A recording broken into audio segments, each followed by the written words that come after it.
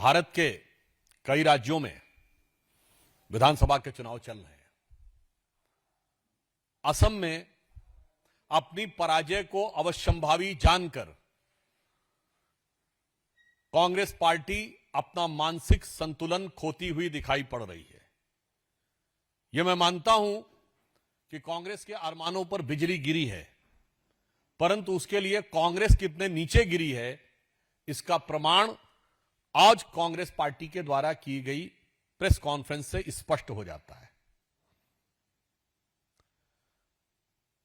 इन विषयों का तथ्यात्मक आधार के ऊपर उत्तर और वास्तविक स्वरूप हम आपके समक्ष रखेंगे।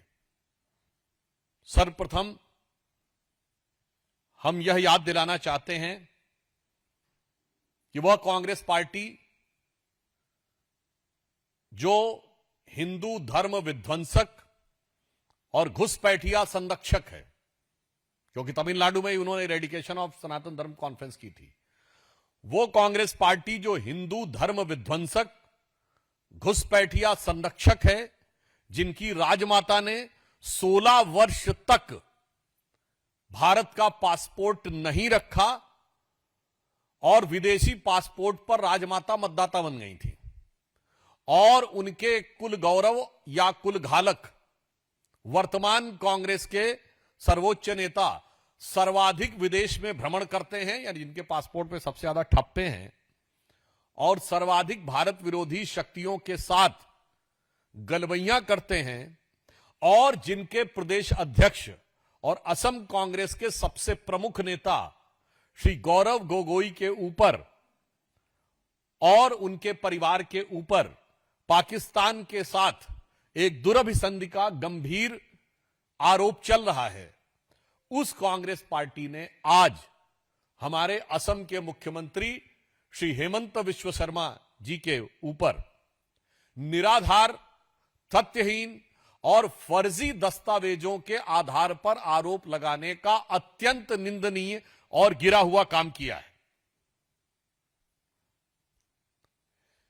इस विषय पे मैं बिंदुवार आपको उत्तर देने का और स्थिति को स्पष्ट करने का तथ्य रखता हूं। सर्वप्रथम जो दस्तावेज उन्होंने जारी किए हैं उसमें जो सरनेम है वो गलत लिखे, उसमें SHAR में शर्मा लिखा है, जबकि श्री हेमंत बिस्वा शर्मा का स्पेलिंग SARMA है। पहली गलती। जो फोटो है वो जो वास्तविकता में UID के लिए तुरंत फोटो खींची जाती वो ना देखकर एक पब्लिक फिगर की पब्लिक डोमेन में जो फोटोएं अवेलेबल हैं उन फोटोओं से लगती है। UAE ID जो दिखाया गया है वो सर्वथा गलत दिखाया जा रहा है। आईडी का जो क्रम है जो जन्म के अपेक्षित वर्ष से कनेक्ट होता है वो मैच खाता नहीं दिख रहा है। UID में जन्म का वर्ष के साथ कनेक्शन होता है। नेशनैलिटी इजिप्शियन दिखाई गई है। एंटीगुआ और बारबुडा का पासपोर्ट दिखाया गया है और प्रिंटेड फील्ड में MRZ के बीच में जो एक्सपायरी डेट है वो उससे मैच नहीं खाती है। प्रिंटेड फील्ड और MRZ के बीच के पासपोर्ट नंबर के बीच में मैचिंग नहीं है। स्पेलिंग मिस्टेक ऐसी है कि इजिप्शियन की स्पेलिंग EGYPTAINN लिखी हुई है और जो अरबी संदर्भ में भी गलत है। टाइटल डीड का जो QR है वो किसी भी असली रिकॉर्ड से मैच नहीं खाता।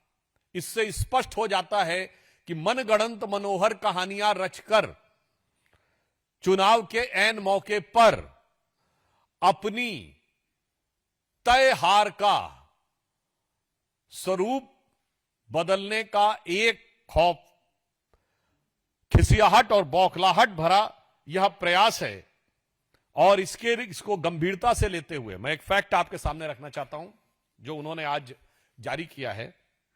उन्होंने मुख्यमंत्री श्री हेमंत बिस्वा शर्मा जी की पत्नी रिंकू भुयन शर्मा जी का जो उन्होंने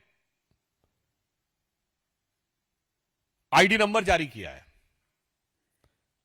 वो मैं आपको रिपीट कर रहा हूं और आप ध्यान से सुन सकते हैं। वो ये है जो उन्होंने जारी किया है। आईडी नंबर क्या है? 7841996 555749888। अभी रिपीट कर रहे हैं, अपने आप रिपीट होगा। ये एक इजिप्ट के नागरिक जिसका पासपोर्ट गायब हो गया था। अब देखिए, फिर रिपीट कर रहा हूं, अब देखिए, फिर से देखिए, 7841996 555749888। यही उन्होंने तथाकथित रूप से हेमंता विश्व शर्मा जी की पत्नी के काल्पनिक मनगढ़ंत फर्जी पासपोर्ट पर दिखाया है, और यह नंबर वास्तविकता में इस पासपोर्ट का है। यह एक इजिप्ट का नागरिक है जिसका नाम है अशरफ अब्दुल कादिर अब्दुल समद हुसैन, और इसने 28 मार्च को यह ट्वीट किया हुआ है कि उसका पासपोर्ट खो गया है। और यह कांग्रेस के जो अर्बन नक्सल अल्ट्रा लेफ्ट के लोग जो सिर्फ भारत में अराजकता फैलाना चाहते हैं, वो इतने बड़े मूर्ख चक्र चूड़ामणि हैं कि उन्हें यह भी नहीं पता होता है कि आईडी में जो नेक्स्ट नंबर होता है वो डेट ऑफ बर्थ से कनेक्टेड होता है। तो श्रीमती हेमंता विश्व शर्मा जी की डेट ऑफ बर्थ 1973 है ईयर, और चूंकि इस व्यक्ति की डेट ऑफ बर्थ है 10/7/1996, तो 784 के बाद 1996 लिखा है, और इसीलिए नेशनलिटी इजिप्शियन लिखी है।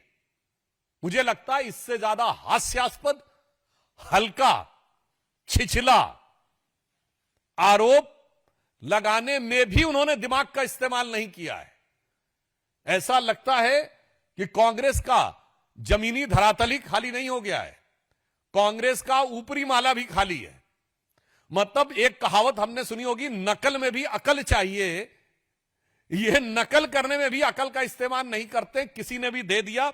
अब दूसरी बात बताता हूं, इन्होंने स्टेट ऑफ वाइमिंग की जिस कंपनी का उल्लेख किया है, जरा उसके गठन की डेट देखिए, 3 अप्रैल 10:26,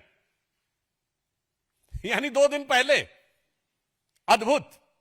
मतलब एक कोई कंपनी गठित की जाएगी जिसका कि आपको दुरुपयोग करना मात्र 36 घंटे पहले, और आप उसको लाकर दिखाने का प्रयास करेंगे कि इस कंपनी से कोई बड़ा भारी कारोबार हो रहा था। मुझे लगता है इसके बाद कांग्रेस पार्टी का जो झूठ है वो पूरी तरीके से साफ हो गया है। वास्तविकता में कांग्रेस की विदेशी शक्तियों के साथ दुरभिसंधि असम में बहुत साफ उभर कर सामने आती जा रही है।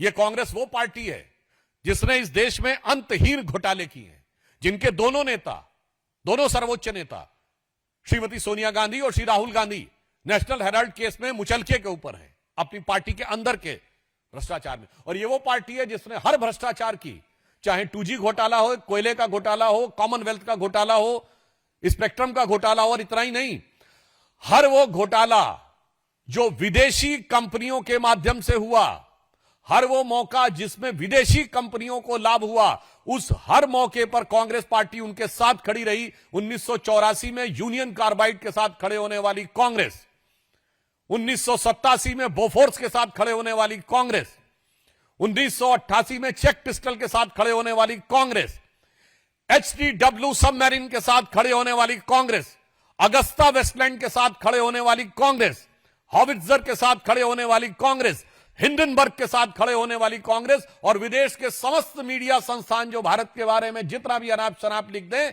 उन समस्त संस्थानों के साथ खड़े होने वाली कांग्रेस, जिसका कण कण रोम रोम ऐसा लगता है कि वो भारत विरोधी शक्तियों के साथ न सिर्फ मिल गया है बल्कि बिंध गया है। It is not just met, but it seems to be that they have tied up with दोस।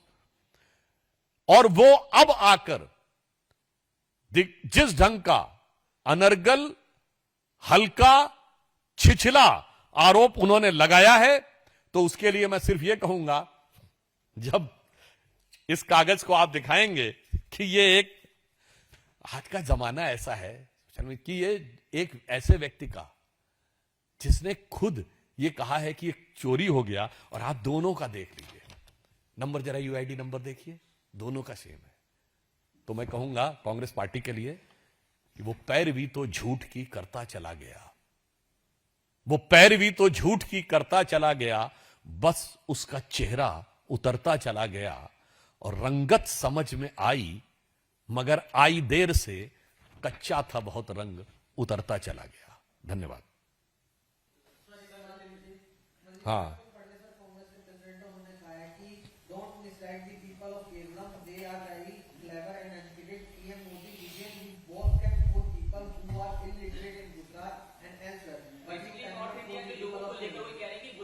अशिक्षित लोगों को आप बेवकूफ बना सकते हैं, लेकिन केरल के जो भाजपा को बेवकूफ नहीं बना सकते, उन्हें अनपढ़ बता रहे हैं। और देखिए, कांग्रेस पार्टी के राष्ट्रीय अध्यक्ष श्री मल्लिकार्जुन खड़गे जी द्वारा दिया गया यह बयान कांग्रेस की उस सोची समझी रणनीति का हिस्सा है जो भारत तेरे टुकड़े होंगे इंशाअल्लाह का ख्वाब एक आस्तीन के अंदर लपेटकर साबित करना चाहते हैं। यह पहली बार दिया गया बयान नहीं है। चिदंबरम साहब ने कहा था कि अगर नॉर्थ नहीं होता तो साउथ बहुत आगे होता। यह वही कांग्रेस पार्टी है जो खड़गे जी के प्रदेश के फाइनेंस मिनिस्टर ने कहा था कि साउथ टैक्स ज्यादा देता है, इसलिए नॉर्थ से अलग हो जाना चाहिए। जब पत्रकार ने उनसे पूछा कि अलग होना चाहिए, हां वो भी कर सकते हैं। यह वही है जिनके की चीफ मिनिस्टर, तेलंगाना के चीफ मिनिस्टर ने बिहार के लोगों के डीएनए को लेकर, नाम लेकर यह बात कही थी। मैं माननीय खड़गे जी से पूछना चाहता हूं, ये आप तो पुरानी कांग्रेस के हिस्से थे, नरसिम्हा राव जी की कांग्रेस। उस जमाने की कांग्रेस तो ऐसी नहीं थी। तो मैं पूछना चाहता हूं, ये खरबूजे को देखकर खरबूजा रंग बदलता है तो समझ में आता है, मगर चेले को देखकर गुरु रंग बदलता है, यह मेरी समझ से बाहर है।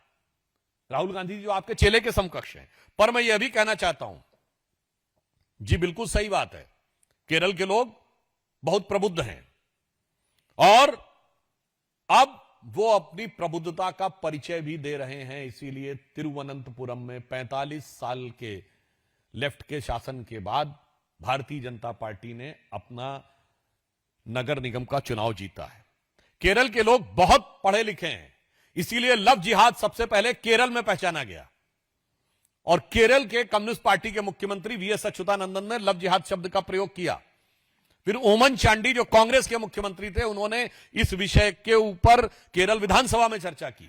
9 दिसंबर 2009 को Shahjahan versus state of Kerala case में केरल हाई कोर्ट ने इस विषय को माना कि elements like Romeo jihad and love jihad which is been said been seems correct, और केरल एसटीएफ ने इस पर रिपोर्ट की। केरल के लोग जितने प्रबुद्ध हैं, उनके साथ कांग्रेस ने कभी न्याय नहीं किया। मैं खड़गे जी से पूछना चाहता हूं, जब देश की आजादी मिली तो सबसे ज्यादा रेट ऑफ लिटरेसी कहां थी? स्टेट ऑफ ट्रावनकोर में 47%, जब पूरे देश में 10% थी। फिर भी आपने कहा कि सारी शिक्षा दीक्षा कांग्रेस नहीं दी। मैं यह भी पूछना चाहता हूं खड़गे जी से कि न्यूटन से 250 साल पहले केरल स्कूल ऑफ मैथमेटिक्स ने कैलकुलस को खोजा, यह मैनचेस्टर यूनिवर्सिटी ने बनाया, यह मोदी जी की सरकार आने के बाद आपने आया। आपने तो कभी इसको सेलिब्रेट ही नहीं किया। मैं पूछना चाहता हूं कांग्रेस और कम्युनिस्टों से, कितनी बार आपने केरल के उस ज्ञान को सेलिब्रेट किया है? बिल्कुल, केरल से ही आदि शंकराचार्य निकले थे जिन्होंने संपूर्ण भारत में ज्ञान को स्थापित किया, मगर कभी भी कांग्रेस पार्टी ने उसको मान्यता नहीं दी या उसको वास्तविक सम्मान नहीं दिया। हां, उन्होंने किसको सम्मान दिया? तो मैं कहना चाहता हूं, केरल के लोग बहुत प्रबुद्ध हैं, मगर केरल के कांग्रेस और कम्युनिस्ट के जो नेतृत्व है वो बहुत खतरनाक है। मैं याद दिलाना चाहता हूं, 6 मार्च सन 2006 को केरल असेंबली का स्पेशल सेशन बुलाया गया। किस चीज के लिए? कि 1998 के कोयंबटूर हमलों के में का मुख्य आरोपी, जिस हमले में अडवाणी जी टारगेट थे और हमारे वर्तमान उपराष्ट्रपति उस समय बच गए थे चूंकि वो अडवाणी जी को रिसीव करने गए थे, वो जेल में बंद अब्दुल नसीर मदनी को छोड़ दिया जाए, इसके लिए केरल विधानसभा से प्रस्ताव पारित किया गया, सर्वसम्मत। All Congress, all communist, not even a single MLA opposed.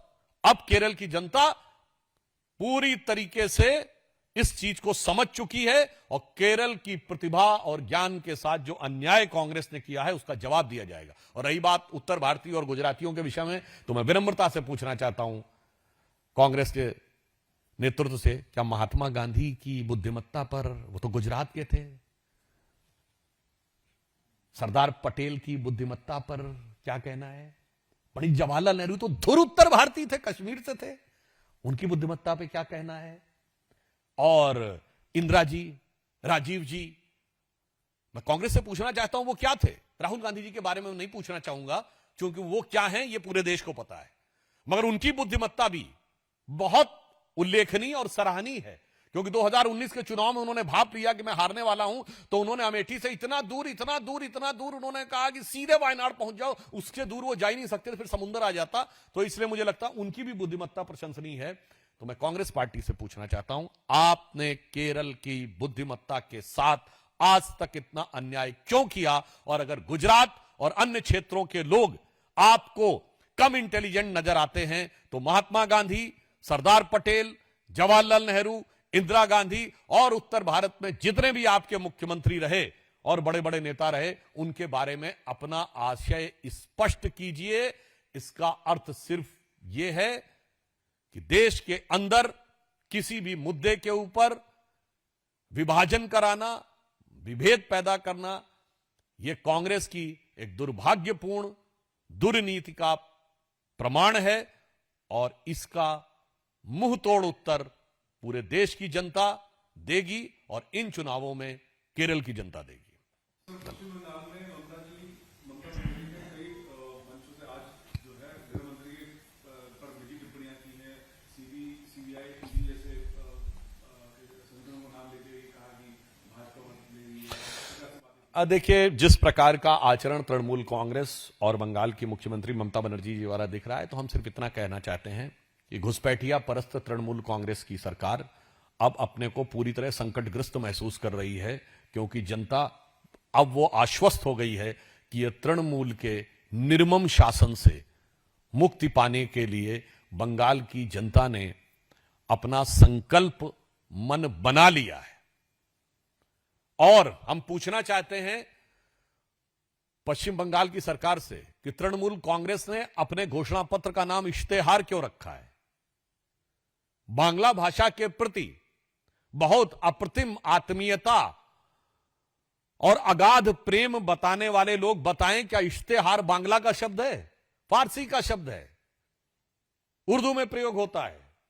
और यह इश्तेहार याद दिलाता है कि 1905 में जब ढाका के नवाब कलीमुल्ला ने मुस्लिम समाज को भड़काने के लिए, हिंदुओं के विरुद्ध विद्वेष करने के लिए जो यूज किया था, उसका नाम भी इश्तेहार ही रखा था। तो इससे साफ हो चुका है कि घुसपैठिया परस्त तृणमूल कांग्रेस की सरकार मानसिक रूप से विक्षिप्त होकर हमारे गृह मंत्री आदरणीय अमित शाह जी, प्रधानमंत्री जी और अन्य नेतृत्व के बारे में जिस प्रकार के आरोप लगा रहे हैं, वो न सिर्फ निराधार हैं, विक्षिप्ततापूर्ण है, बल्कि अब बांग्ला का आधार भी उनका समाप्त होता जा रहा है। उनका घोषणा पत्र चीख चीख कर इस बात की गवाही दे रहा है। राजनीति हो या क्रिकेट, देश विदेश की ब्रेकिंग हो या आपके मोहल्ले की बड़ी खबर, सब मिलेगा एक ही ऐप में, सबसे तेज और भरोसेमंद। अभी डाउनलोड करें दैनिक भास्कर डिजिटल।